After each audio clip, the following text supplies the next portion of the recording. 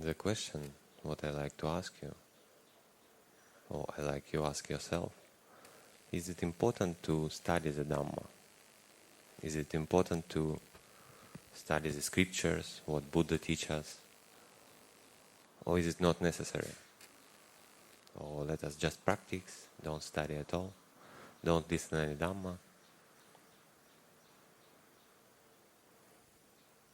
So, interesting question. Because studying Dhamma have advantage and also some drawbacks. We need to know them.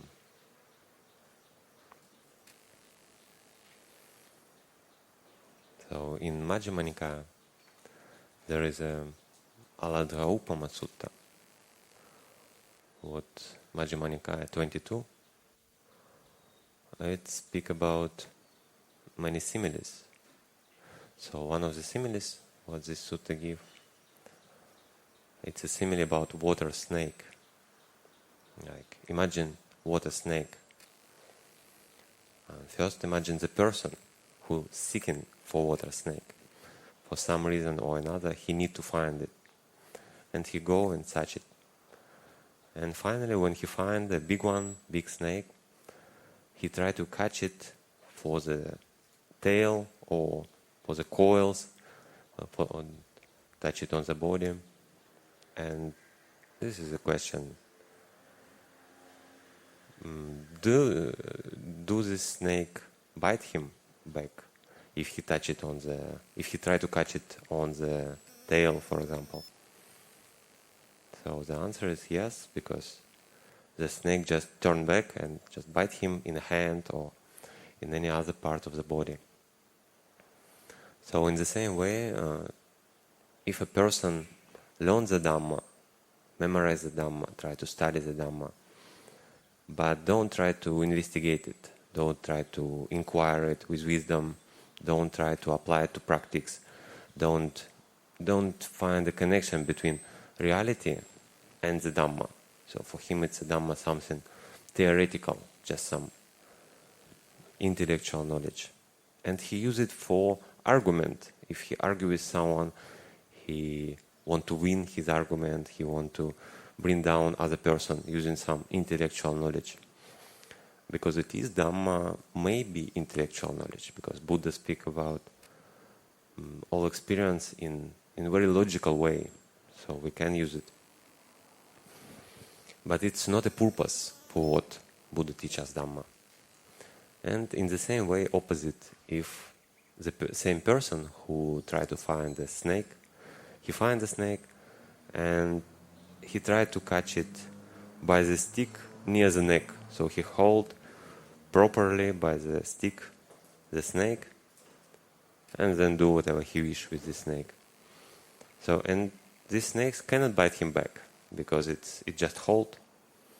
In the same way, if a person properly learns the Dhamma, studies the Dhamma, and also try to investigate it in his experience, what is this? What Buddha teaches? How it's applied to my experience? How it's relevant? How I can use it to get free from suffering? So, in this person who grab the Dhamma properly. So, and for what reason Buddha gave us the Dhamma? In the same sutta, next simile, very famous simile, probably most of you already know, simile about raft. So when the person come and on his journey, he meet a big body of water, like maybe big river or lake or whatever, and he sees that this part of the river, this slope, it's very dangerous. And another slope, another bank of the river, it's safe and he need to get there. But there is no any board or any like bridge or whatever, so it's impossible to get there. So what he do, he collect any branches, woods or leaves, what is around, and make a raft. So just good enough to cross that river. He don't worry about this beauty of this raft. It's just like useful item. And he hold it and use his hand and legs to cross it. So finally he get there, and then he think, oh, this is very good raft. he was very helpful. Because of this, I achieved my goal.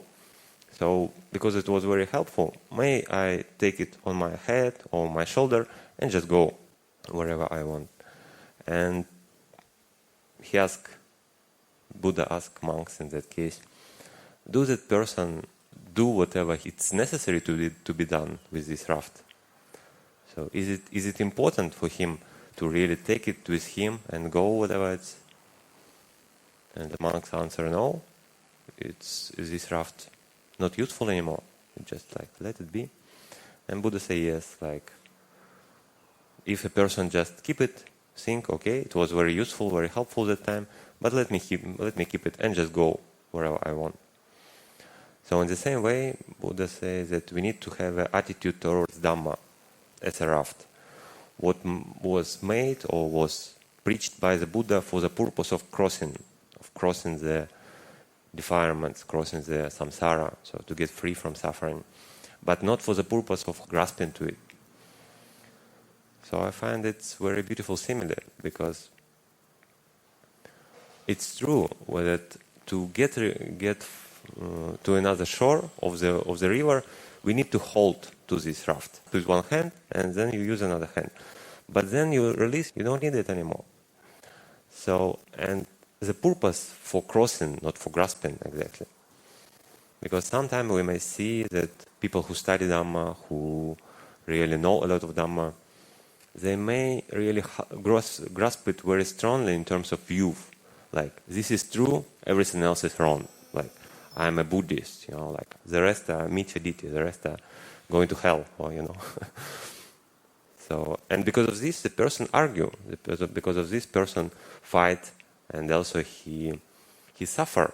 If the person meet another person who have another view, and he try to convince him, the person suffer because he hold to this raft. He don't understand that the purpose is just for crossing. He try to hold and make it maybe beautiful, arrange for the Dhamma.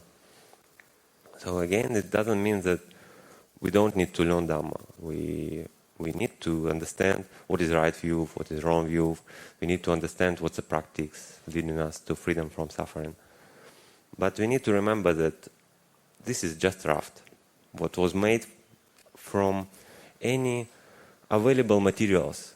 So it's also have a meaning that when the Buddha preached the Dhamma, he used the terms what was available that time. So when he spoke with people who doesn't speak his language, for example, he tried to use their terms, their terminology, their similes what they understand. When he speak with the farmers, he use a farming simile. When he speak with the Brahmins, he use more their similes. So, and also we need to remember that it's just a kind of sign. When we go to Kuala Lumpur, for example, we see the sign on the road. There is a Kuala Lumpur and 100 kilometers or whatever. But then when we reach our destination, we don't need this sign anymore. We don't carry it with me. I'm in Kuala Lumpur. So it was very useful. We were very grateful for this sign. But that's it. We reach our goal. We don't need this sign. And Buddha encouraged us to stay with Dhamma, to live, to apply our Dhamma in daily life. So, and how? How we may do it? In dhammavihārīsuttaṃ, Buddha speak how to live with Dhamma, how to dwell in Dhamma. And he say if a person learns the Dhamma, memorize the Dhamma, but most of the day just spent in learning the Dhamma, and neglect seclusion and don't develop his mind, don't apply himself in mental tranquility, in mental peace. So this person doesn't dwell in Dhamma. This person just learning Dhamma all the day. So same way, if person teach the Dhamma, so he all his day try to think how to make a nice Dhamma talk, then he give a regular Dhamma talk, and he all his time engage in this. So this person also don't live in Dhamma. This person just good Dhamma preacher. Yeah? And another person may do a lot of recitation. So he learns the Dhamma and then he recites it on Pali or on his language, try to memorize it, recite. So this person also doesn't dwell in Dhamma. He's just good reciter, do good recitation. And the last kind of person who think about Dhamma. So he memorizes Dhamma and think a lot of Dhamma. So it's referred to intellectual thinking. So I try to understand intellectually what it means. And if this person doesn't go to seclusion and neglect his development of mind, this person also don't dwell in Dhamma. And only the person who learns the Dhamma, who understands the Dhamma, and also don't neglect seclusion and develop tranquility of the mind. So this person really the person who dwell in Dhamma. So interesting. For me it was very interesting that even thinking about Dhamma, it's not considered as a dwelling in Dhamma. Because it's very easy to confuse it. Oh, I'm thinking about Dhamma. I try to understand Buddha's teaching.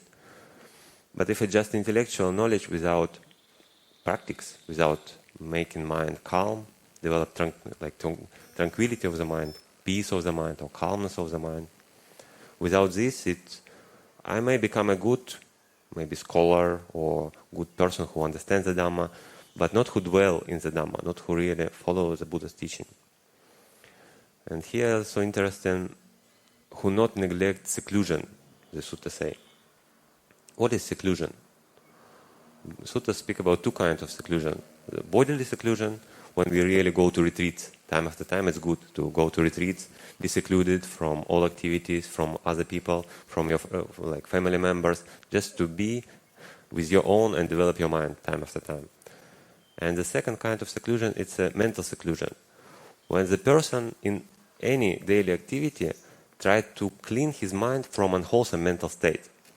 So it's just looking in your mind and just see, is there any aversion or dosa or dislike or any strong craving, I want something, or laziness, I just sluggishness of the mind, or agitation, mind unstable, or even doubt, I'm not sure, what is this?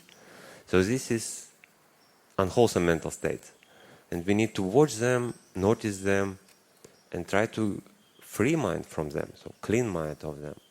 So this would be mental seclusion. So I wish all of us to follow Buddha's teaching, to be a Buddhist not only by name, be a Buddhist by the following teacher, and at least try our best.